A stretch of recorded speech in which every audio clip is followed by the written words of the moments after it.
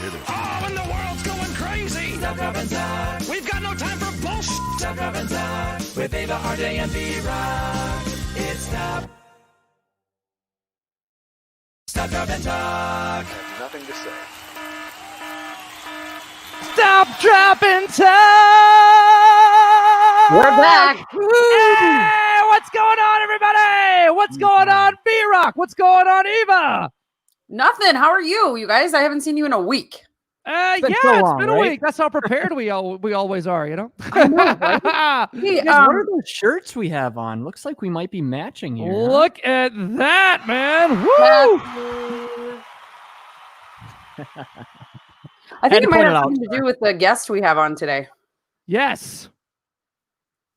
I'm so excited about that. Burn of Johnny Christ. Woo! I'm so excited to have Johnny Christ back on the show. I love Johnny Christ. The second coming of Johnny Christ. Okay. That's let's save that for Eva after hours. All right. You That's know, not what I meant. the second coming. Here we go. Okay, no, we're not doing that. We're not doing this. We're not doing this. This is not happening this week. That happened last week. But it was so funny. I just love it so much. Love it so much. Yes, I know. It's been crazy. What a crazy week it is. It is what is going on today? A lot of things are going on this week. How do I even start? Okay, Adam Sandler has a Halloween movie coming out on Netflix. Who be Look, Look at actually, that mustache. it already came out on Netflix. It came out last week, and we have not watched it yet, but we will be watching it, and we will tear it to shreds for all of you next week. Give you a full review. Amazing. It's going to be amazing, and our reviews are going to be even better. There he goes again with another good-looking girl to co-star with him. There we go. There you go, You know, Sandler. that's just Well, his that's the thing. whole- wouldn't you cast good-looking girls if you owned the production company and were the star of the movie? Hello. Yeah, Especially right. if I had that mustache, of course. Yeah. Jesus Christ, man. You had that mustache. Man, a lot's going on. You know what was cool? Did you guys see that Lakers game at all? The Lakers Miami, the NBA Finals. I did not see the game. I heard all about it though, and I'm really sad I missed it. It was really cool, man. They added all these patches on the uniforms to honor Kobe Bryant and Gigi and all them on the jerseys. Yeah, it's pretty cool, right? It is, Oh, and they that's kept good. saying all season they were going to win it for Kobe, and I Yeah. guess this is the first time they've won a championship since 2010. Good for them, man. I'm stoked about them. That's really cool. Something good had to come out of this, right? Out of this Absolutely. whole 2020 shit show of a dumpster fire year. True. Ugh. Yeah, true. It's a Yeah, dumpster no. fire at best. Dumpster fire. What you get? I know, like so many crazy things are happening. Like, did you hear about? Okay, so the governor of Michigan, Gretchen Whitmire, there was a militia members attempted to kidnap her, and FBI thwarted 6 people, and they're now facing federal charges. And what were they called again? Wolverine something. I'd have to look back, like Wolverine Warriors or some shit like that. Don't quote me. But they're also, I think they're going to get some charges with on terrorism. Oh my God! Because Hopefully were they should. I awful. mean, my gosh. B-Rock, did you? I know we were talking about this earlier. You heard that they were fighting in the woods near a trailer park. Supposedly they had a trailer park, that they were training in, which is Tactical training. It's like outside of Grand Rapids, right? I've been to Grand Rapids a bunch It of was times. like 100 miles south or southeast of Grand Rapids was where In the this was. woods. Man, that's so How would crazy. you like to just randomly walk up on something like that? Unbelievable. Yeah. Crazy.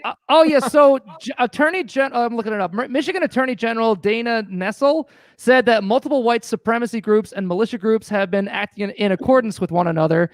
They were training in the woods. They found Confederate flags, and in March they already got busted for trying to kill law enforcement officers, and so they were already on their radar. So, man, that's crazy. But you know, great to see the police officers, doing a great job up there. Absolutely. And of course, we can't let our weekly recap go by without talking about the passing of Eddie Van Halen. Oh no! Huge loss for the rock and roll world for sure. He has been battling cancer since 2000, and according to his Wikipedia, he started smoking when he was 12, but blames the cancer that he lost a third of his tongue, I believe, is that he had metal guitar picks that he would keep in his mouth, and he said that's the same place where the cancer occurred, where he would always hold it. So who knows where it started from? It's a huge loss for the rock community. I know, RJ, you were super bummed. I really was, man. Mostly just for Wolfie, because I'm good friends with Wolfgang, his son. I've hung out with him a bunch of times. He's such a talented, bright, amazing kid. He played bass in Tremonti's band too, and with E-Rock and all those guys. And so yeah, oh man, look at him. I'm so bummed for him because yeah, they were super close. In fact, Wolfie actually brought me to what 5150 Studios. Was that it? Really? 5150, is that the name of it? I think that was it. Yeah. If I'm wrong, I'm gonna get crucified for. I don't know. I can't help you. I'm pretty sure that was it. But the studio was amazing. I got to sit behind Alex Van Halen's drum kit, and it was just really cool. And he played us like some tracks from the new album that they released.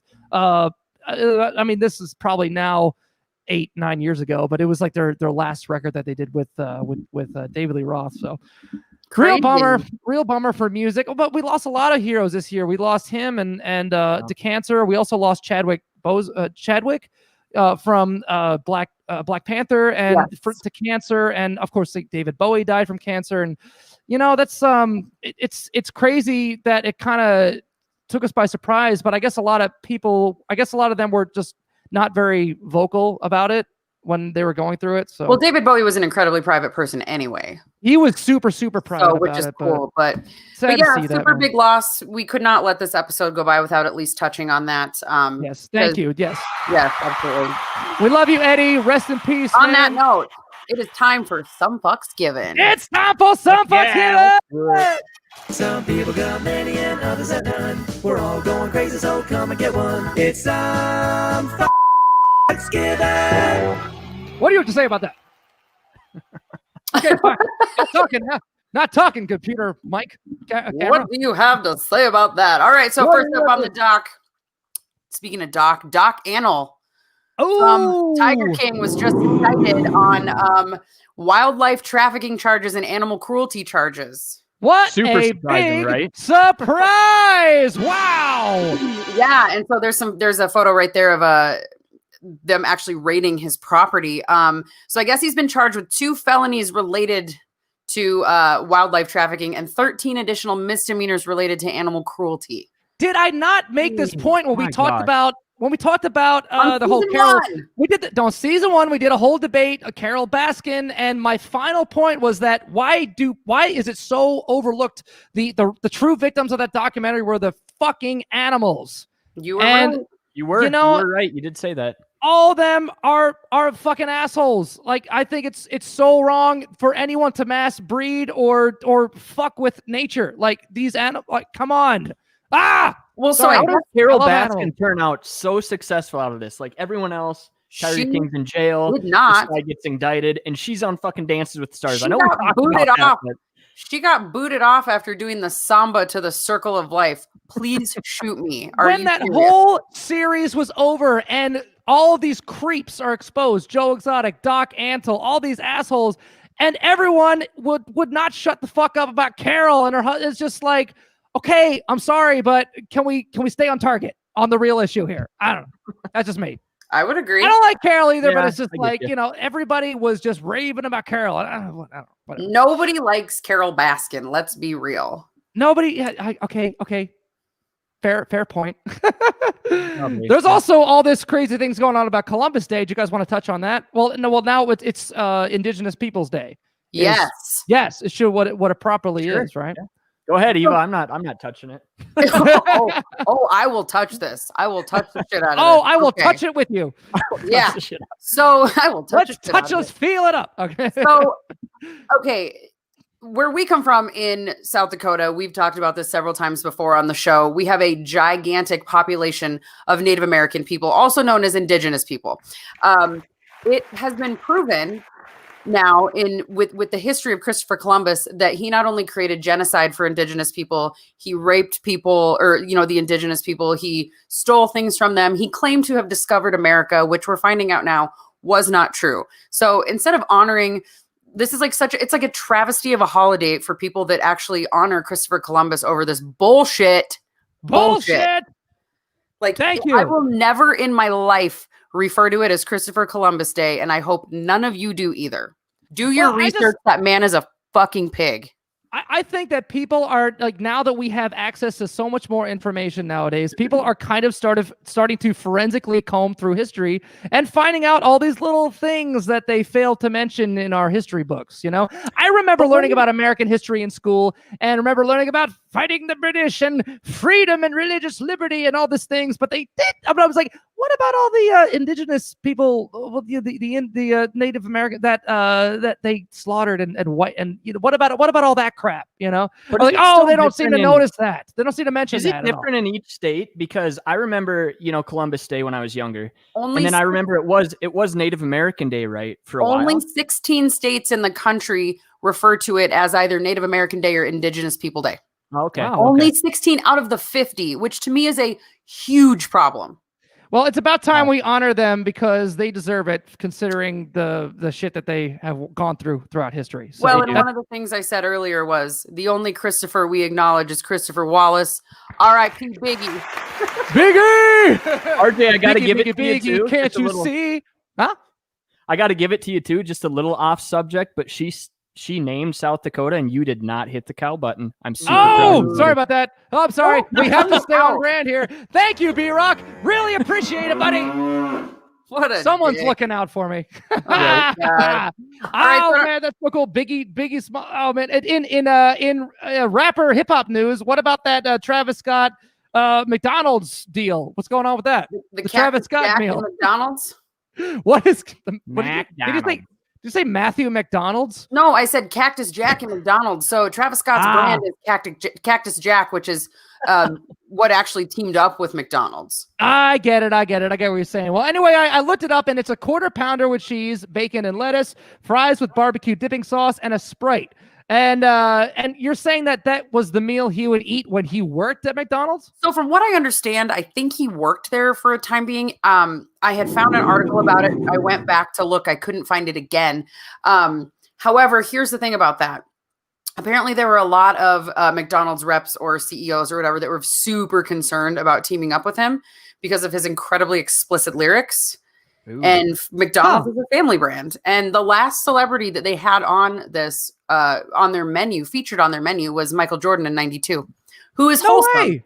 Yes. Yeah. He's a national treasure, a gift to us all, really. And Travis Scott, I mean, he's talented, but like, I'm still confused as to why McDonald's did it. I know our producer thinks it's genius. Well, kids are growing up so fast nowadays. I also heard Dan, our producer, was telling us that it's helping to put McDonald's back on the map because they're losing popularity or something. And I thought that was a good thing because everyone's being a little bit more health conscious. I'm like, Travis Scott, why can't you team up with like Salad Works or something? We're in a pandemic. Health is on the line. Why can't we be thinking about our health?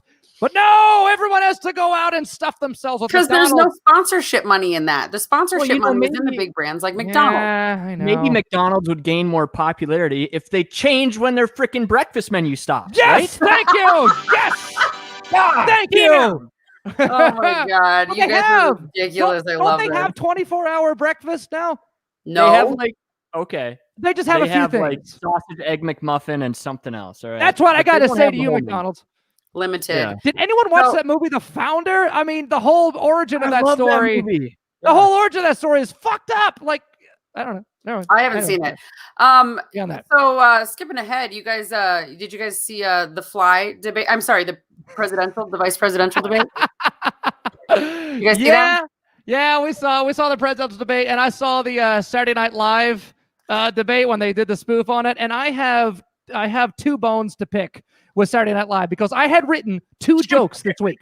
I wrote 2 jokes about this, and they referenced the Fly movie. And my joke was, okay, Pence was the one with the fly on his head, but Trump was the one with the fly in his telepod because of the way he was acting. Thank you, Dr. Brundle. Can't say that joke because they stole that. And the other thing was Kamala Harris said, what would you do if you knew in January about the severity of the pandemic? And I said, my joke was, well, I would do wonders for my septic system because I wouldn't have to use paper towels for toilet paper. And then they did, of course, a toilet paper joke. So You're like, come That's on, out. joke They stealers. took them That's all out. from you, buddy. oh well. But I've got plenty of other jokes lined up for Medicinal Letter. But before we get into that, I also have to mention that Logic, the rapper Logic, spent $226,000 on a rare Charizard Pokemon card? Oh, fuck I think is the I that? is silent, correct? Charizard? You know, I mean, Logic getting all this money for being able to afford a rare Pokemon card. Travis Scott getting all this McDonald's money. Jason Derulo making thousands and thousands of dollars for every time he posts a TikTok. I should have learned how to rap.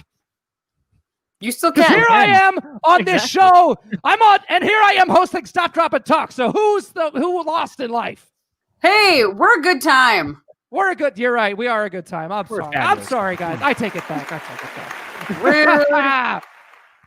Somebody, I'm going to take, you know what? I think as punishment for one show and we all get together to do this together, I get to control the board. Oh, I'm down with that. I'd vote for that.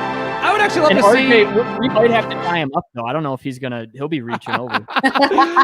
Let's see what happens when I hit all the buttons at once. No, let's not do Speaking that. of giving RJ control, it's time for RJ's medicinal laughter. You're right. Thank you for bringing up the vice presidential debate. It's time that we Medicinal get our weekly medicinal laughter. Medicinal laughter.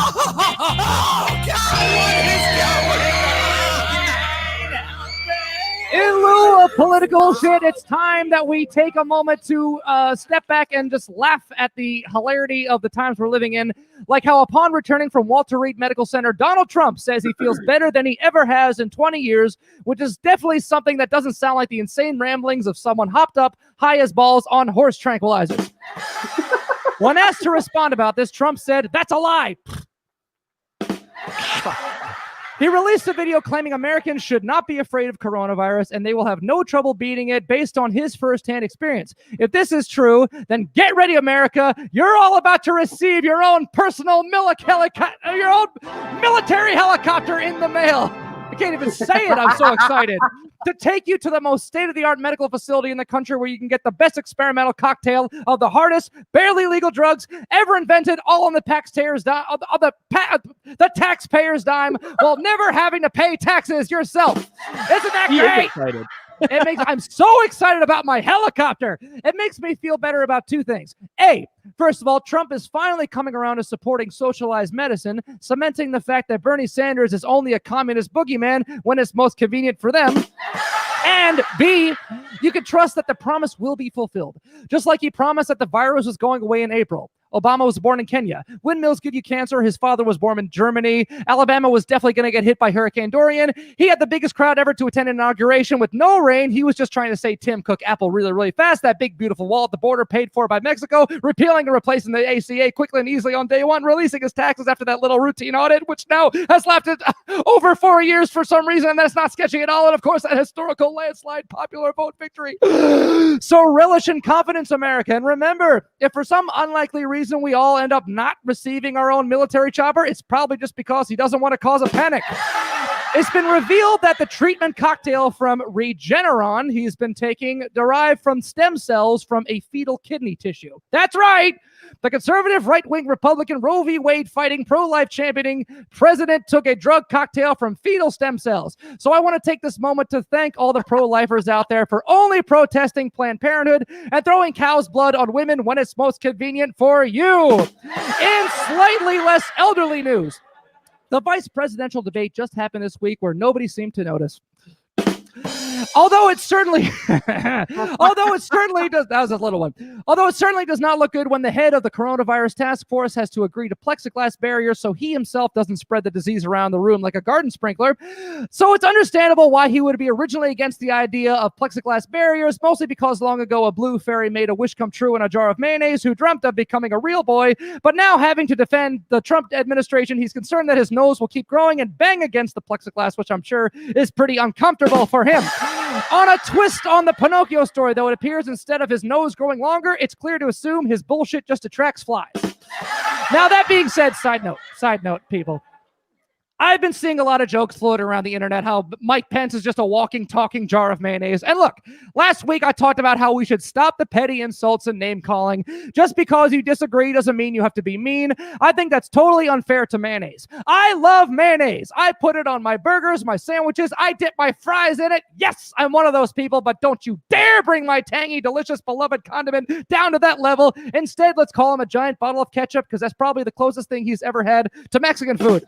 So, in a related story, For his safety, the Biden campaign agreed to a second presidential debate to be held virtually. Trump claims he does not want to, quote, waste his time doing a virtual debate. He would much prefer to rant like a lunatic for 3 hours on Fox and Friends. It's obvious he's afraid they would have to control his mic and cut him off when he's not supposed to talk, which, by the way, are the rules of the debate he agreed to.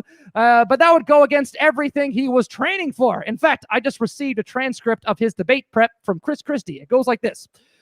Donald, you remember the one and only thing we taught you to do? Yep, just don't shut the fuck up. Good boy, here's a treat. In the event Biden does eventually agree to a delayed person debate, he does want to stand 12 feet away and be armed with a 12-foot fly swatter. Trump is continuing to throw super-spreading, ego-stroking rallies, ignoring all medical protocol, claiming he has to keep, quote, leading, and, quote, can't just hide away in the basement because Winston Churchill didn't do that. Upon hearing this, every single American taxpayer who has ever read a history book on World War II agreed to spend whatever chunk of the GDP to fly Trump to England and put him in the Churchill bunker. They're hoping to have him stay there until the COVID has left his system. He can brush up on his Churchill history, and when he's no longer infectious, maybe he can go back to, quote, leading, or whatever he calls it. In completely unrelated news, there was a story about a man who dipped his testicles in glitter for a Halloween costume idea, and I think we can all agree, pretty nuts. Well, one thing is for certain this week. Finally, one thing is for certain, the vice presidential debate may not have changed any minds, but one thing it has done for sure is secure the most popular Halloween costume this year, which will be a white Pence wig with a plastic fly glued to it. And that is your medicinal laughter for this week. It's time to go on to B-Ranks with B-Rock! 5 and a 4 and a 3, 2, 1. Come on, B-Rock, let's have some fun. B-Ranks with B-Rock. Amen! Let's have some fun. Really quick, I feel like I have to breathe for you. We have people commenting You can on the dish live. that shit out so Well, this fast, is your man. segment, so I'm going to take a break and breathe. All right. So for B-Ranks this week, we're going to do something. Well, we always kind of switch it up. I'm going to do the top 5 things that you may hear Donald Trump say while he's using the John. You better laugh. All right. I'm super angry. Let's do it. Let's do it. We got number 5. Wrong. That's not what I had for lunch. Oh my god. Ooh. All right, you ready? Number 4. Melania, could you bring me another roll of 100s, please? Smile, God. Eva. Smile. Come on. All right, number 3, courtesy of my father, actually, here. Well, just pinched off another Biden. You know he's saying that. He's saying it. Oh my god, I love it. Number 2, you might hear Trump say while on the shitter. You know, if I still had that Russian probe, this might be a lot easier. Oh! No probe. Come on. Is he into butt stuff? He might. I actually don't want to know that. No kink shaming. And the number 1 thing you might hear Donald Trump say on the John. Mike, I'm done. Oh, Oh my god. Oh my God. You know what? Help me Those wipe are up. Those are pretty fucking good. I like that. Thank you, B-Rock. That was B-Rex with B-Rock. So, That before was we jump B-Rock's worst to there, best. Can't wait to see what he thinks of next. Thanks. I wanted to play the song. Okay, let's you are talk. hilarious. So before we jump into our first guest here in just a very few short minutes, Excited. something that we forgot to talk about, you guys, that we have to touch on. Oh, The TikTok star Nathan Apodaca. I don't know if I'm saying that right. Avocado. It's avocado. Apodaca. Yes. Nathan Avocado. That was longboarding or skateboarding while drinking cranberry juice and listening to Fleetwood Mac. He blew up overnight. This went so viral. He has like 2 million followers now. Mick Woo, good Fleetwood for him. himself covered and parodied the video of doing the same thing. And he was Wow. given a truck from Ocean Spray. You hear that, folks? Keep TikToking. Maybe your dream will come true too. Here's the thing, though, that's crazy is that his truck broke down, which is why he was skateboarding in the first place. Oh, no kidding. Oh, wow. Didn't know that. Yes. Wow, Yes. good for him, man. That's awesome. And good for Ocean Spray. And I love it. Like if you go look at his TikTok, which by the way is hilarious, like across the board, super funny. It's all like positive. He's always like so happy and so positive. And like he could have been like walking down the street like, my goddamn fucking truck just broke down, and complaining. And then he was like, absolutely not. He took it and like made it such a cool moment and just literally filmed himself drinking ocean spray while skateboarding. Do you think it was the Wow. type of deal where like sometimes genius like that just comes up? Do you think he planned that, or he was just like took his phone out and was I listening to music? 100% think it was on a whim. Wow. Yeah, I kind of think so too. Well, honestly. in that case, I'm going to start working on my TikTok, which is throwing a bunch of tacos from the roof onto my head while It's Raining Men is playing. But I'm going to say, it's raining tacos. Then maybe I'll get a Taco Bell truck. That could be pretty cool. Can we do that? Might not be bad. It's raining tacos. I'm sure So- Dan is probably Googling an image for that right now. No. I'm not going to find it, though. So glad we could touch on that. It's time for Very Stop, cool. Drop, and Pop In, but Woo! Yes. we've got our surprise guest first. Johnny's going to be joining us in a little bit here. So it's time for Stop, Drop, and Pop In, RJ. All right.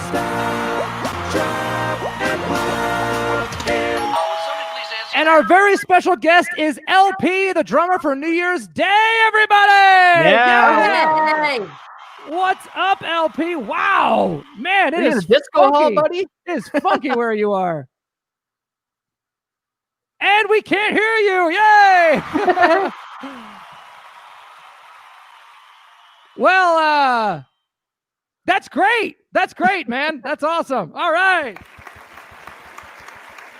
Well, while he's getting his audio fixed, he's having some trouble with his mic. We're going to have our producer work on that. Let's also touch on the fact that LP is also the former drummer from the punk band Yellowcard, which is pretty cool. Yes. I think he just has a delay because he's holding up a finger like, hold on. Oh, okay.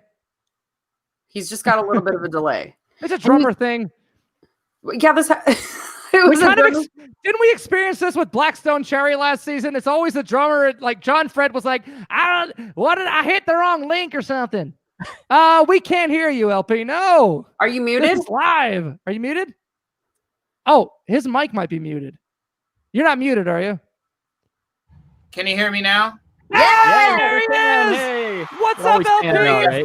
LP, it's so good to see you, buddy. We just did a Europe tour, and with you, and when you just we're pretty fresh in New Year's Day. So what's happening? Where are you right now? I am actually sitting in my house. I'm in my recording studio at my house, Furnace Recording. I'm jealous. I've been tracking a lot of music lately. I've been doing stuff. I've got my my LP3 project that I've been doing, which is my funk group, and Nice. I've been playing a lot of gigs around St. Augustine in Florida. Just with Joe Moody, with Kokana. That's the name of the band, and also I've been doing just playing with everyone, recording, and Nice. this pandemic kicked in and we had to adjust, but actually I created this recording studio and I've been tracking a lot of drums and playing guitar and things I never Man, thought it I would looked really, do. looked really chill there. Yeah. Are you tracking live drums in your house? Oh yeah. Oh, I'm Wow, tracking so- a lot.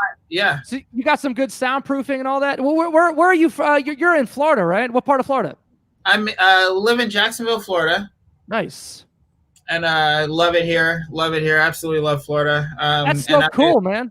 And I play all the time in St. Augustine. So Nice, So, dude. That's awesome. With all of our guests coming on, the main theme that recurring theme that I'm noticing is that most of the artists that are coming on are saying that basically because of quarantine, they're starting this new project, or they've done this for their career, or they've done all these different things that they wouldn't have normally had time for. So it's like there's something cool that's actually like coming out of this like dumpster fire of a year. Yeah. Tell us about that project. Tell us about LP3. Like who's all in it, and what's it all about? You said it's a funk project, right? yeah, so LP3 consists of Zach Chester, who has been out with George Clinton and a lot of different artists. I mean, great jazz pianist for sure. And then I've got Sick. Stan Piper. I've got Stan Piper on bass, who is incredible. He's a pioneer of his craft. I absolutely love playing with him. and we're a trio, so we play together Nice. all the time. And then I also have a few 2-piece bands, duos. Joe Moody and then Dave. We play a lot of we play like the bar scene a lot. We play around, but we have fun with all the tunes we play. We make them our own, which is really cool. I've been tracking a lot of just. I've been experimenting in the studio, like what she said. It's true during the pandemic. RJ, more than anything, when you tour, so much, and every day you have the same routine, the same agenda every single day. It's the same thing. You play the same tunes every night, or you may switch them up tour to tour or show to show, but you're playing the same thing. So when you finally have a bunch of time, to just kind of explore and, see where your mind takes you when you're not on the road having to do the same thing, you come up with, you're able to like bring out your mind's creation, I call it. You know what I mean? So that's what I've been doing. Just sitting here creating. I'm doing the same thing. I got a studio in my house. I'm just doing a lot of writing, doing a lot of writing sessions and stuff like that. And also, just to bring up to speed, we tried to get you on last season, but we were all booked up. I'm so glad we're able to get you on this season. But we had your bandmates, Ash and Nikki, last season. And so we just thought maybe you could touch on kind of your introduction to them and how you got going with New Year's Day. Absolutely. I love the band New Year's Day. I love those guys. I miss those guys very much. It's so great to be on stage with a group of guys that just want to just destroy it every night and just have fun and be in the moment. And the music, I love playing the music, and it's refreshing to be on tour with a band that's willing to work super hard and put 150% and more into what they do, and that have the same agenda to make each person the audience smile. That's the whole goal, to make. I mean, I know firsthand that the New Year's Day guys, they hit the road, and they hit the road hard. So well, first of all, talk about how you met them and how you got hooked up with those guys. So Frankie and I have been friends for many years. I've known him since Frankie. I've known him since before he was with Static X. We lived in West Hollywood together. No way. We hung out all the time. We've played in different bands together. And finally, I was leaving California, this last time. Not this last time, but, 2 years ago. Leaving California, and Frankie gives me a call. He says, "Hey, would you like to play for our band?" I said, "Yeah, that sounds like cool. I don't have anything else going on right now." So I checked out the songs. And my first show was actually, it was a beautiful disaster is what I call it. That sounds like New Year's Day style. Have you ever heard of Rocklahoma? Oh, of course. Yeah. So I had not met the band at all. And I get a call 4 days before the gig to play the show, with them. So I learned the songs as the record. I'd never heard of the band. I was like, okay, who's the band? This and that. And I was like, okay, cool. So I learned the songs, and I show up to Rocklahoma, and I'm meeting the band for the first time, minus Frankie. I've known him.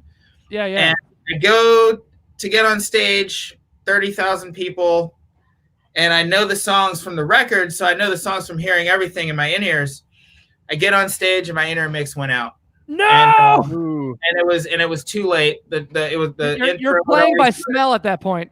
Oh man, all I had was click and my overhead cymbals and nothing else. And I was like, okay, I hope I memorized everything properly. Let's do this. Oh my God, but you pulled it off. That was it. And now here I am 2 years later. Yeah, there you are. Well, quick introduction. I want to introduce you to my co-host. This is Eva and B-Rock, and they were really excited. They were very excited to have you on the show because we also have to talk about the other band that you played for. And B-Rock especially was a massive fan, and myself included was, of course, the great Yellowcard. So they were so to have you on for that. For years. Well, LP, I gotta ask you about that because I know you've heard this before. I know it might be kind of cliche, but when I was what was I? I was a sophomore in high school. Ocean Avenue, Only Way. Those songs. Little Baby Brock. Yeah, Me and My First Love. That was our album, man. And it was phenomenal. I loved it. I listened to that so much. Do you guys still? Are you still doing anything? Do you guys still talk, or is it kind of talking? Yes, talking, yes. I think we're all at just a point where we're just we've moved on for right now. That's not to say that sometime in the future there wouldn't be, some form of reunion possibly where, the band will get together and do something. Who knows? I'm not leaving any doors closed. I just think that we've toured for so long. I was in the band 17 years, from start till 17. Ooh. And then, the band went on for a couple years and then, went on from there. But it's, well, I'm sorry. Oh no, I'm not going to rule out a future reunion. That would be sick. Yeah, well, I was really excited when I heard that you got the New Year's Day gig and we were going on tour with you because I've been such a huge fan of your drumming from Yellowcard. I don't know if it's that punk style, if it's also your funk background, and you just have this groove and these chops about your playing. Sorry.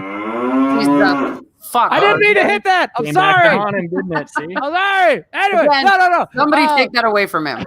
But the thing that we never really talked about, and you don't have to talk about it if you're not comfortable with it, but like, are you able to kind of touch on like kind of what happened with Yellowcard, like why you guys decided to go your separate ways and do your own thing? I think it was just, we spent so much time together on the road, and Yellowcard is built up of, many people. If you look at the history of Yellowcard, there 12 different members of the band, from beginning till now. Oh, wow.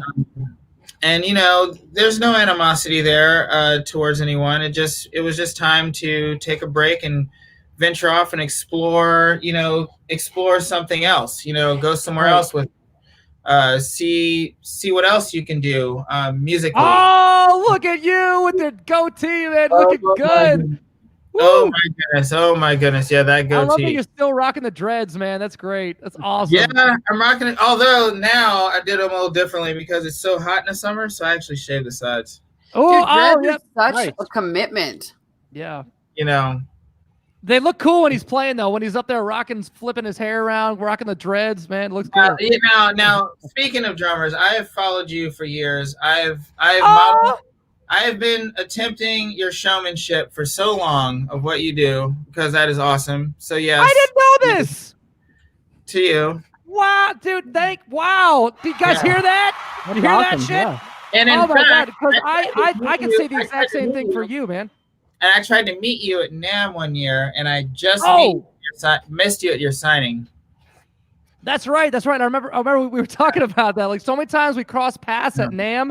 Because you've been doing NAMM a lot because you've got your sponsors and you do a lot of clinician kind of style playing stuff with when you do NAMM and all that stuff. Like, do you do a lot of drum clinics and stuff like that, or? Yes, I do. I teach. I have a lot of students right now. My youngest students that I'm actually getting ready to start are actually my goddaughters. Super young, and they just love drums, and they're playing, and they have rhythm that I've noticed. Like I've gotten them, drums and stuff for birthdays and Christmases. Cool. And okay, you're obviously gonna be drummers. That's great. Cool. And we need more women playing drums too. Can you teach Eva's daughter how to play drums? I said that for fucking years. That'd be pretty cool. Hey, hit me up. I teach lessons. I also do online lessons as well, so I can hook you up with that as well. LP, what's what if I take your job though? Drummers. Wait, say it again. What if I take your job, RJ? Hey, go find it. So good. You know what? I totally feel for you, LP, about when you're doing something for that long, you evolve as a person. Your musical tastes change, and when you're locked into one particular genre of music, you have to expand your creative horizons, and you have to get to face what gets you excited. Yeah, I look at it like traveling. You think of someone that travels the world and sees different cultures and gets to like physically and mentally experience these places. When they come back to one place and you go sit with somebody and have a conversation with them, they're a lot more open and a lot more just in tune to what the world is about. I look at the same thing with music. If you can expand and do different things and learn different things, but not only just learn them out of a book, actually experience these things. When you do go back to, with what you said earlier, a lot of my influence, most of my influence was jazz, fusion, funk. I listen to metal. I listen to death metal. I listen to classical. I'm happy, sad, mad, angry. It's a giant ball of emotion. That's the way I feel about it. Yeah. However you notice, so I just explore everything and I play everything. Well, your style has a great melting pot of different styles. Do any of our listeners have a question for LP, Eva? They're all. We've got Rachel and Holly saying hello, and Rachel says, "Hello, Yellowcard." Dude, those are some big fans, Rachel and Holly. They're every week. Yes. Hi, Rachel and Holly. Hi, Rachel. Wow. Holly. Oh, they'll love that. That's awesome. They tune in every week. It's so cool to like have people that do this for us. Like we started this, we like hit quarantine and we were all like sitting around bored, just like most everybody else. And B-Rock had this dope idea to throw this podcast together. And RJ and I were like, fuck it. And the cool thing is too, a lot of our following are also New Year's Day fans. They're fans, because I play in a female fronted band, you play in a female fronted band, and I think that's such a great message to inspire more women to want to get into like rock and roll and music, and like you said, like you're inspiring girls to play drums. And we had John Cooper from Skillet, and of course, they have Jen Ledger, who's just a legendary drummer. So it's great to see that happening more and more. And us as guy drummers, it's our responsibility to spread that message, to say like, this is a sexless, I'll say sexless. It's a genderless instrument.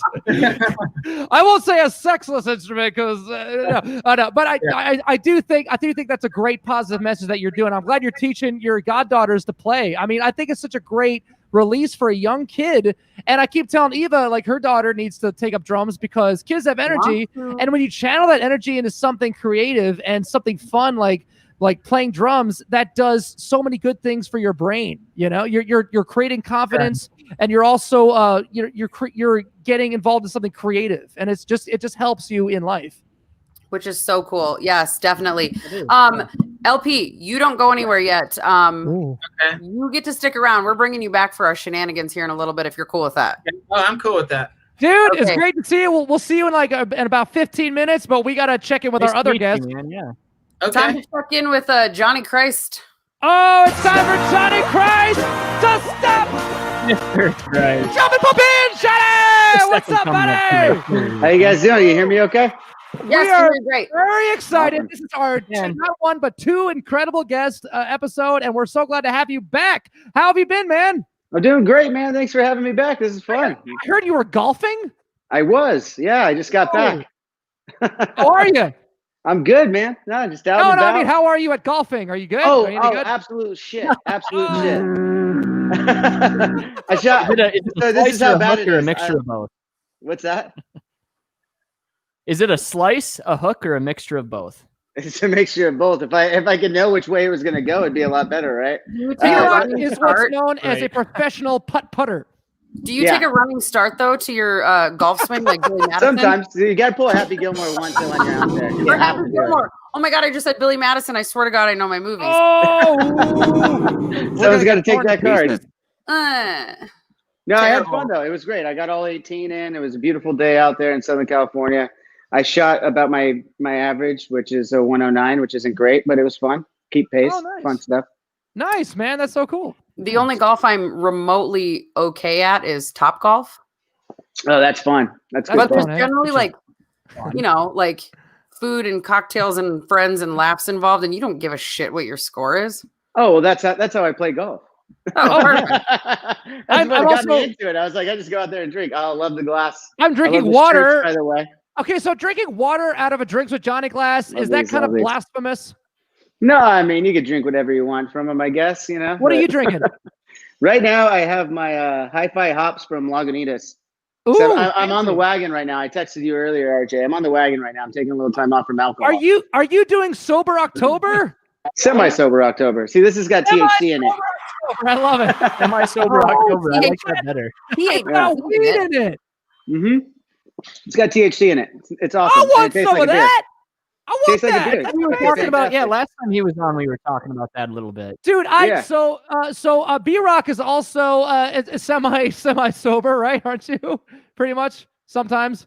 Semi-sober October. Yeah. Hey, semi-sober October. But Yeah. I also did a tour where I didn't drink at all, and because I needed to take a long break. I'm with you. Like, I think it's good for everyone just to like kind of take a break from it, because the lifestyle that we live in is right there every day. It's so easy. It's so convenient. It's easy to fall in the habit of just like. So I would fall in the habit of pouring myself an entire solo cup of Jameson, and that would be mine. Now, I would keep cups underneath it, because when I would pass somebody who needed a shot, I'd be like, "Oh, here you go," but still, very like, generous. Very when, generous. when I took a break, COVID.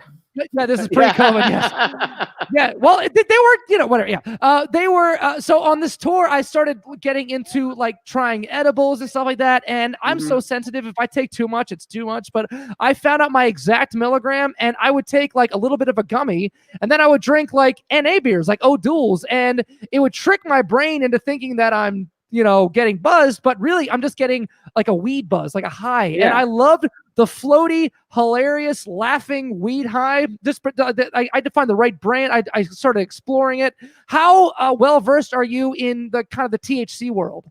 Not very. I mean, I smoked a lot when I was a kid. I know that sounds terrible, but when I was like in high school, I smoked a lot, and then over the years, I became much more of a drinker. I enjoyed that high different, and then pretty recent in the last couple of years, I've been like, this kind of got me back, because it's like an edible, but man, you slow drink it, and you can control. You could feel yourself. It's not like I equivocate it to like a shot is like eating a gummy, right?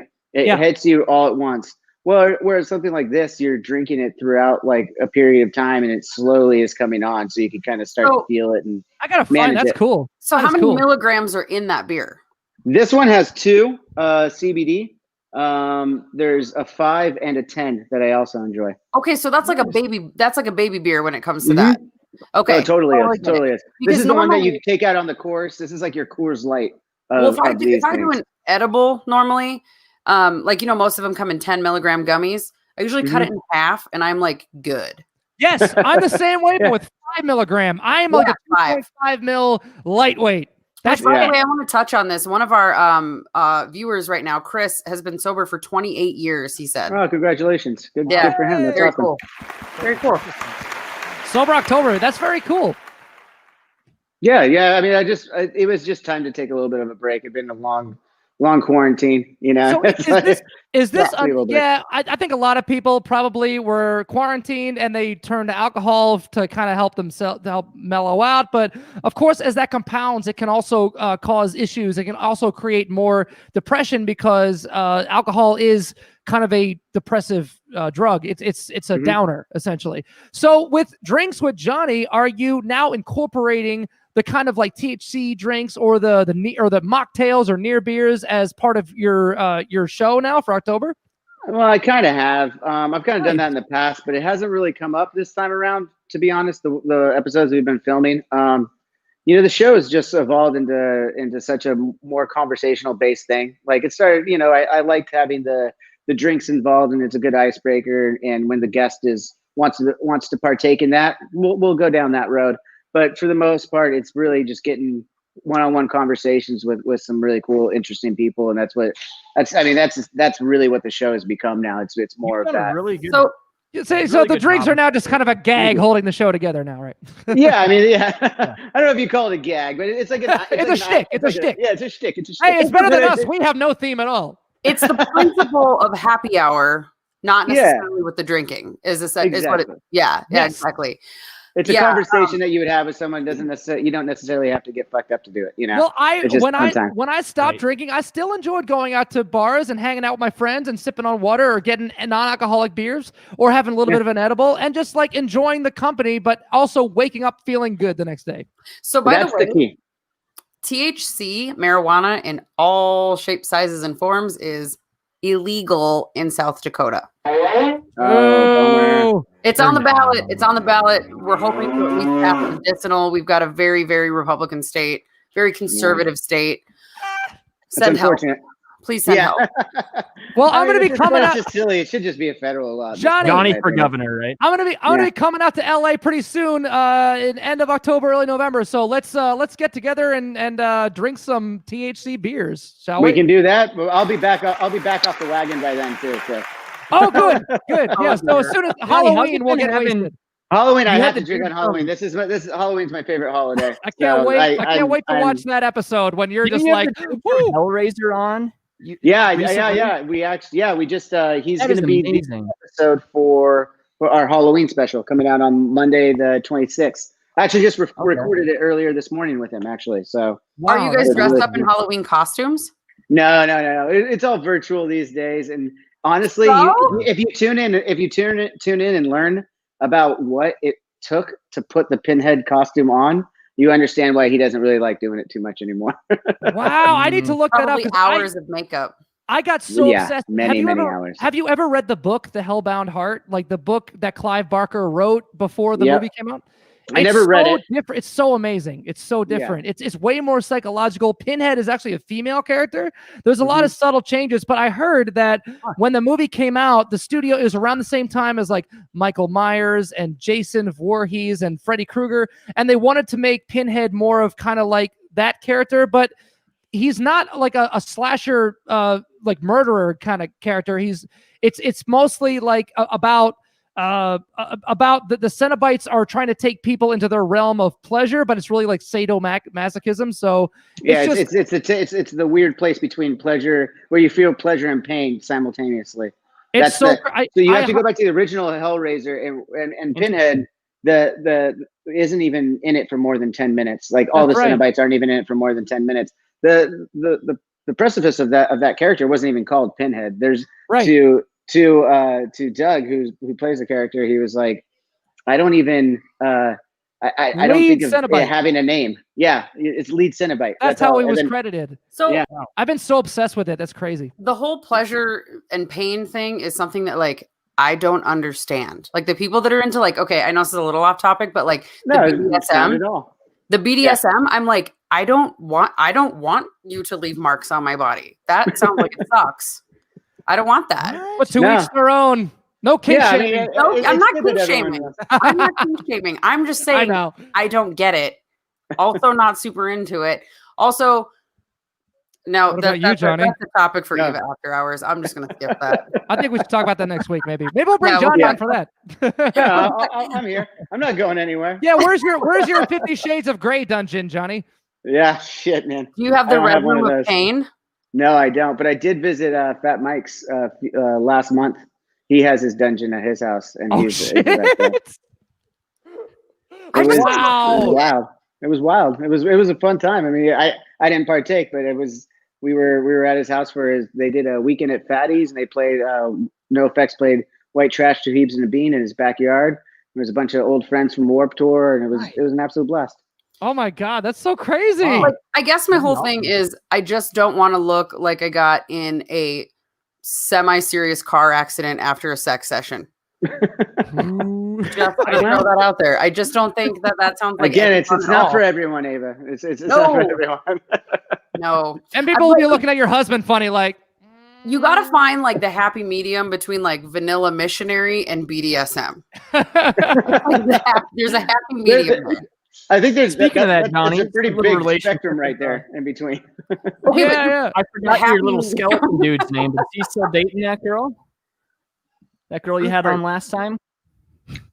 Are you talking to me? Johnny's married. Yeah. Married? No. Sorry, what's your skeleton? Oh, you're talking about my zombie girl, right? Yeah. Yeah, she's still dating her. Are they kind of into that? Yeah, they're over here in the corner.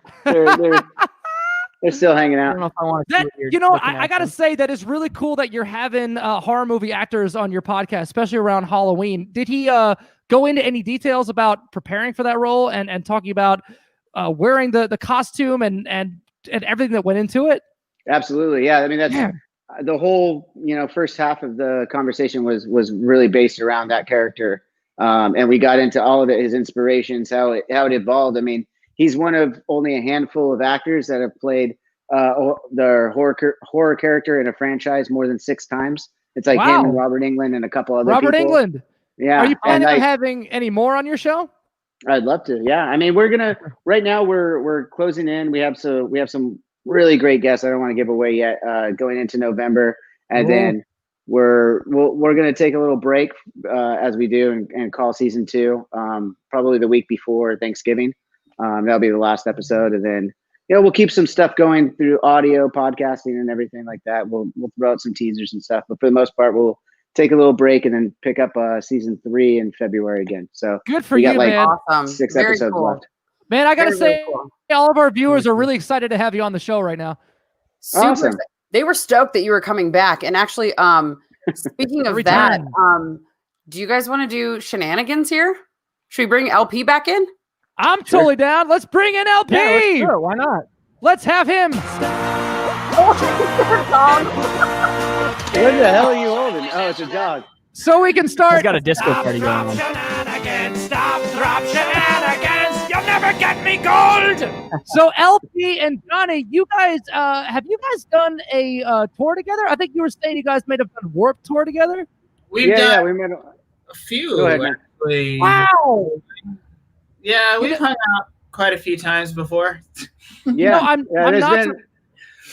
There's been a couple of drinks out in the bus areas or something like that. Yeah, a couple of them. A couple. So this is going to be like hanging out in the bus area, this game that we're going to play here a little bit. Yes, It's yes. called- What was it? I'm sorry.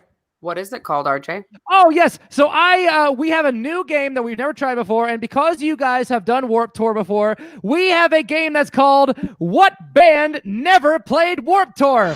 Oh, that's gonna be tough, man. Oh, I didn't mean to hit the cow. I'm sorry. God damn it. I'm really hitting the wrong button here. It's haunting him now, see? So what I'm going to do is I'm going to list. So there's a lot of bands that played Warp Tour. You guys have done Warp Tour together, which is super cool. We're all big Yellowcard, New Year's Day, Avenged Sevenfold fans. But I want to see how well you guys know the bands that have played Warp Tour. So I'm going to give you 3 options, and you're going to tell me which band has not played Warp Tour. I repeat, which band has not played Warp Tour? Yeah. So we'll start with an easy one. What band has never played Warp Tour? Is it A, Blink-182? Is it B, Project 86? Or is it C, Sum 41? Project 86, I gotta guess. We got Project 86. What do you B-Rock and Eva, what do you guys think? I say It's got to be B. Project. Yeah. The Yeah, other guys. That's correct. That was an easy one. All right, next one. What band did not play Warp Tour? Is it A, Panic at the Disco, B, Pennywise, or 3, The Plain White Tees? What was the first one? Panic at the Disco. Yeah, I'm going Panic at the Disco. Panic at the Disco. They didn't do it. Hey, that's correct. I would have got They that were wrong. doing pretty No good. way. LP. I was going They're to say doing pretty good so Pennywise. far. Huh. You guys I was are on gonna a say Plain roll White so Tees. far. All right. Next category. Which band did not play Warp Tour? Is it A, Rise Against, B, Rise to Remain, or C, The Rise? Rise to Remain. B. What do you say, LP? I say the Rise. The Rise. Oh, LP's got it. It's The Rise. Damn. Oh, wrong Keep button hitting again. the fucking cow button. Wrong button again. Okay. So we got 1, 2, 3. We got 3. We got 2 for Johnny, 3 for LP. All right, next category. Is it which band did not play Warped Tour? Is it A, the Deftones? Is it B, Dashboard Confessional? Or is it C, D12? D12. D12. C. I'm going D12 as well. Everybody says D12. No, it was Dashboard Confessional. So I would have. Sure thought they did at least one. Wait. That would have been like at least a one-off or something. Wait. When did D12 play Warp Tour? Yeah, it's a good question. Oh, he's getting called on the spot. Yeah, RJ. I've done. I have. Damn. We're Google fact checking that you. shit. We're fact checking you. all right, fine. You can fact check me, but that's what Wikipedia said, I'm going to okay? fact check it right now. You I've stand by. personally done 10 Warp Tours, and I've never And seen. I know they did because I saw it on Wikipedia, and I know it's there because I put it there. No. All right. Which artist did not play Warp Tour? Was it A, Avril Lavigne? Was it B, Katy Perry? Or was it C, Ice-T? Katy Perry. Katy Perry. No. I think it's Avril. It's Avril. Okay. It was A, Avril Lavigne. So sorry. Who said Katy Avril? Perry Who said did. Avril? Johnny? I was completely thrown off by that one as well. We're all neck and neck now. All right. Next What category. do we win on this, by the way? Is it just? You know what? I was supposed to keep track of the score. Maybe You get a someone else brand can do new that for me. bidet, Johnny. Ooh. We'll send you a T-shirt. You know. There you go. You get a brand new bidet and maybe a Stop, Drop, and Talk T-shirt when we finally make them. So, All right. go ahead. I said, oh no, what were we gonna say? No, you got another category? We've got plenty more. We got plenty more. Let's keep it going. Okay. Which band did not play Warped Tour? Is it A, Five Finger Death Punch? Is it B, 5 for Iron Frenzy? Or is it C, Family Force 5? Was it Five Finger? I don't know if Five Finger played it. I don't think Five Finger played. Clue. I don't recall them ever playing Warped. I'm going Five Finger. It is correct. Five Finger Death Punch never played. That's right. Next category. Which band did not play Warped Tour? Is it A, All Time Low? Is it B, All American Rejects? Or is it C, All That Remains? All That Remains. I'm going to go with All That Remains. Yeah, LP's got it. So sorry. It was actually All American Rejects. No. Oh, I could have sworn they played one. No. I'm fact-checking that one, too. I'm fact-checking that one, too. Fact checked away. They famously never played Warped Tour. I just fact checked the D12. They played Warped Tour. Did you fact check D12? I fact checked D12. They were in fact on the Warped Tour in 2001, but got kicked off when D12 and I don't know how to pronounce this, Natus or Natus. They were both kicked off after a fight erupted between the two groups on August 3rd at the Tweeter Center in Camden, New Jersey. Oh, Tweeter Center? Yeah, that makes sense. What is it? Oh, yeah. That's near Philly. Of course, they're gonna. I mean, you saw how they acted after they won the Super Bowl. Anyway, that's my city. I'm allowed to talk shit. Okay. Next category: which band did not play Warped Tour? Was it A, Dead Sarah? Was it B, Dead Girls Academy? Or was it C, The Grateful Dead? The Grateful Dead. That's right. That's not bad. All right, next one. What band did not play Warped Tour? Was it A, From Ashes to New? Was it B, From First to Last? Or was it C, Freak Nasty? C, Freak Nasty. That's right! Oh, okay, we're on a roll now. Okay, how about this one? Which band did not play Warped Tour? Was it A, Billy Corgan? Was it B, Billy Idol? Or was it C, Billy Talent? Billy Corgan. Oh, Billy Corgan? Billy Idol. Billy Idol. Oh, it was Billy Corgan. He never played Warped Tour. Neither did the Smashing Pumpkins. So here's the issue with this game. Wait, you only got one? Let me just tell you. Well, I only guessed on half. Here's the thing. The Warped Tour is such a fucking hodgepodge of bands of all genres. This is a hard one. It's a hard one. I'm telling you. I'm like, here's the problem. I'm not winning, so I think you might get this one though. Here is Warped Tour like not where I've never been? So is it like not for hardcore kind of?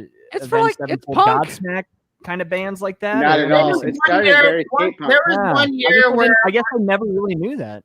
Well, there was one year where Ozfest and Warped Tour merged, and I remember that it was pretty gnarly, and the fans were fighting a lot. It was. I remember they did it right here in Jacksonville. Was one of them, and it was a very interesting situation. But it was cool. I loved it. I love it because I love metal.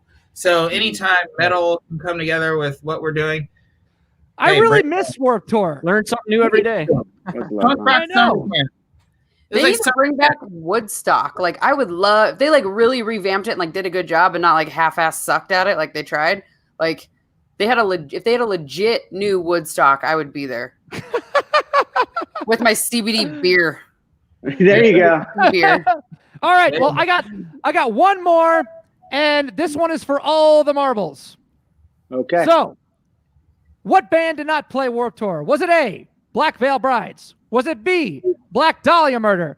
Was it C, Black Tide? Was it D, Black Fire? Was it E, Blacklist Royals? Was it F, the Black Halos? Was it G, the Black Pacific? Was it H, Black Box? Was it I, Black Flag? Or was it J, the Black Eyed Peas? Black Flag. I'm going Black Flag. I 100% thought he was going to go through the entire fucking alphabet with the word black in the song title. Or the title. When I looked up the bands, there's a lot of bands with the word black in it. It's very dark band name. Black Eyed Peas. I don't know if I heard. But Black Eyed Peas actually did play it, which is crazy. I would have said Black Eyed Peas didn't. So that's anyway. Again, I'm losing. Anyway, that's the end of the game. Everybody wins and loses. Thank you for playing Stop Drop Shenanigans for What Band Did Not Play Warped Tour. Yay! Fun times. Awesome. Well, LP and Johnny, thank you guys so much for joining us. Johnny, great to have you back. LP, great to have you on the show for the first time. Glad we could finally get you on. We had a blast with you. I know our viewers really liked it. We've got a ton of comments. They're happy. So happy. So thank you guys again much for coming on. Yeah, thanks for having me, guys. Thank you guys, man. Thanks for the shirt again, Johnny. We love them. Keep in touch. Hang out. Thanks for repping the shirt. Yes. I'll see you guys soon, man. Cheers. Cheers to all of you. Cheers. Cheers. Let's hang much out love. in someone's backyard at a good 6-foot distance. There we go. Well, guys, that was super successful. I love it when our guests jive and have the best time ever, like they did with us. That was pretty intense. I love that. And I'm really glad that they knew each other. Yes. RJ, that game was pretty cool. That was fun. I think it's time for a high note. RJ, you ready? All right. Then let's wrap this baby up on a high note. Let's wrap it up for this week. And this week's high note is a bit of a fun one. It's a little departure from the usual high notes, but it's basically just a personal one for me. And it's called, Please Bring Back Another Cosmos Season. We need it now so badly. When the TV series Cosmos, A Space-Time Odyssey came out in 2014, it set me on a whole new trajectory in life. I don't know if you guys ever watched the show. It was with Neil deGrasse Tyson. It was amazing. It was pretty big, but as time does, it goes on and we've all forgotten about it. But I think everyone needs to go back and check it out because it really got me so excited. I got so hooked on it and I didn't even realize why. But I think unbeknownst to me, it was the moment I started understanding that belief and fact are actually two very separate things. And I was getting high on straight facts explained in such an easy way to grasp. No blind faith required, no preaching, just here it is plain as you can see. From that moment, I threw away any prior notions, brought everything into question, and I started digging and digging for more and more information, discoveries, studies, even theoretical experiments some of the greatest minds in the world were working on. I couldn't wait to tell some of my friends who were really big into astrology about what I had learned, but once I started telling them about these discoveries, debunking everything they were mindlessly believing, they got really mad at me. And I think I grew up like a lot of us believing in what I was taught as a kid and, giving into a natural human instinct when questions about the validity of what was jammed into my kid brain. I got offended and I upset, like I was being threatened when someone came along suggesting that the thing I had so much belief in might not be entirely factual. This is a behavior I've done a lot of research on. It's a natural thing we all have in our minds as a byproduct of our pattern recognition called cognitive bias. It's a systemic pattern of deviation from practical or rational judgment. Fun fact, this is something we carry from our early stages of evolution, and one huge benefit is enabling faster decision-making in situations where timeliness is more valuable than accuracy. For example, helping us react fast to a potential life-threatening situation. This is something that was paramount to our survival as a species, but like any good thing, it also has its side effects, especially when the value of accuracy is much more important than timeliness. Last season, Dr. Buzz Mingan called this respond versus react. In our modern day and age, the need to escape from a tiger attack isn't all that dire anymore, unless you're Siegfried and Roy. Oh, or Joe Exotic. But in some cases, it's useful, though. Like a life-threatening situation where survival depends on reflex. But when it comes to being biased in your beliefs without question, that's when this handy function acts more like a malfunction. Now, I have nothing against those who have faith. I mean, who am I to tell anyone the answers to anything? I've also read a lot about the benefits of saying prayers and believing in a higher power if it helps get you through life, achieve your goals, overcome illness or addiction, help you not feel so alone, or pull you out of a mental low. Then it can do wonders for your psyche, your community, your happiness, and success. The world outside the window of our senses and beyond our observable universe is vast, complex, and we don't have all the answers. I'm fine with the fact that the universe is under no obligation to make sense to me. It may be scary to some, but I prefer to lean towards conclusions sought by, the scientific method, using evidence and data, applying careful observation, testing and experimenting, rigorous skepticism, not giving in to cognitive assumptions which can distort the facts you deduce. Being anchored in your beliefs first and searching for evidence to back them up goes from a scientific method to more of a back-asswards method. So when things So that's when things can get dangerous. And when you're told as a child, when what you're told as a child becomes your only conclusion, and who can teach you otherwise? You spent your whole life believing it. Why would you even give evidence to the contrary the time of day? In the end, everyone is entitled to their own beliefs, but it shouldn't determine how we operate as a human race for the sake of the planet or for the spectrum of human sexuality or sexual identity. The wonderful thing about belief is that it's yours. It's your choice and your freedom. But at the same time, it's not our freedom to enforce our ideals on others. I've got mine, but I don't want to push them on people, nor should anyone. I know that not everyone thinks the way I do. I don't know everything. So, there's a lot of things I don't agree with that I realize are important to others. So there's always going to have to be that give and take, minus the things I think should be a given, like equality. But lots of religions have great intentions, but just like any good idea, it can be weaponized. Cherry picking and twisting religious texts to use it as a weapon against those in the LGBTQ plus community, using it to justify harming medical workers, or cause irreversible mental trauma to a woman who's already having to deal with one of the most hardest moments in her life. To continue dumping emissions into our atmosphere, or to keep rat fucking the planet because everything will be okay thanks to some divine plan. You have to have a little give somewhere, and maybe tell yourself the same thing I tell myself every day. Maybe I don't have all the answers, and maybe some of the things I believe in are causing more harm than good. We have to be aware of these things, keep ourselves in check, and constantly question ourselves and our beliefs while being sensitive and empathetic to others. We have to work together, and this is just my opinion, but I think that we're better off trusting experts in their fields of study over talking heads trying to push their agenda. I wish we were all binging on science rather than politics right now. I want this politics, entertainment noise to go away so we can stop obsessing over it. Of course, remain aware, conscious, and active for what's happening and what's right. But no more oversaturating ourselves with news, conspiracy, docuseries, political battles, holy wars, internet ideal porn, 24/7 tribal infotainment. Give your brain a break. Go online and everyone look up the Cosmos series with Neil deGrasse Tyson and the original series with Carl Sagan. And you'll get excited and addicted to something that will expand your mind rather than exhaust it. And again, I'm not going to get on here and tell you what to or not to believe, but rather just offer a helpful reminder to everyone wanting to learn the step-by-step tools to seeking out real facts, not conspiracies or beliefs, but just plain old real-world truths, deduced by the proper methods, because right now, more than ever, given the situations that we're in right now, truth and facts matter. And that is my high note for this week. Thank you. That's it, buddy. Good job. Thank you, guys. RJ. Thank you so much. That was awesome. I am going to check that out because I've actually never seen it. Now that you mentioned it, I'm like, you're right. Media. There's so much garbage out there and it's so exhausting.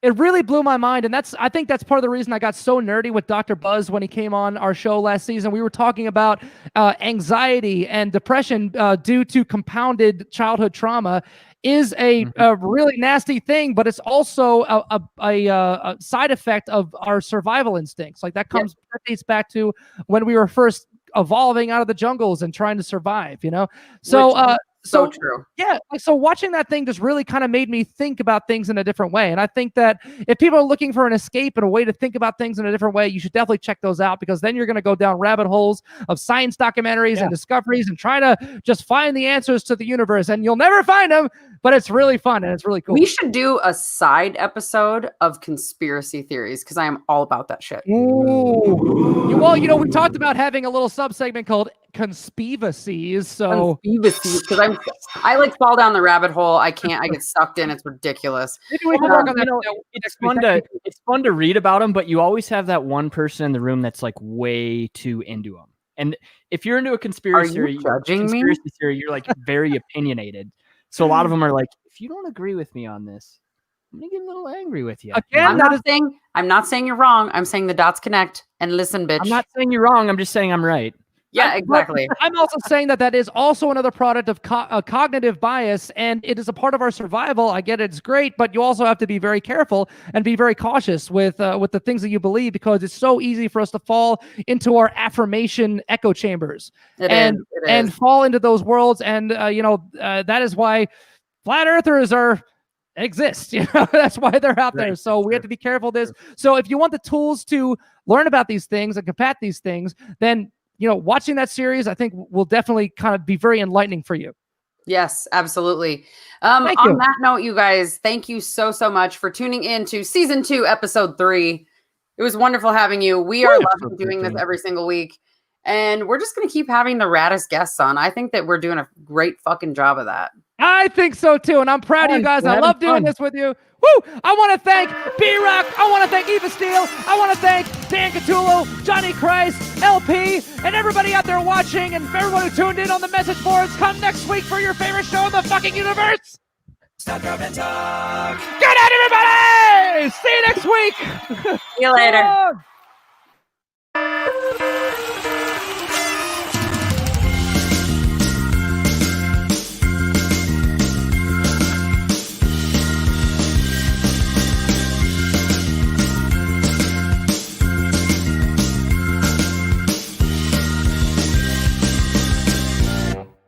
Stop, drop, and talk.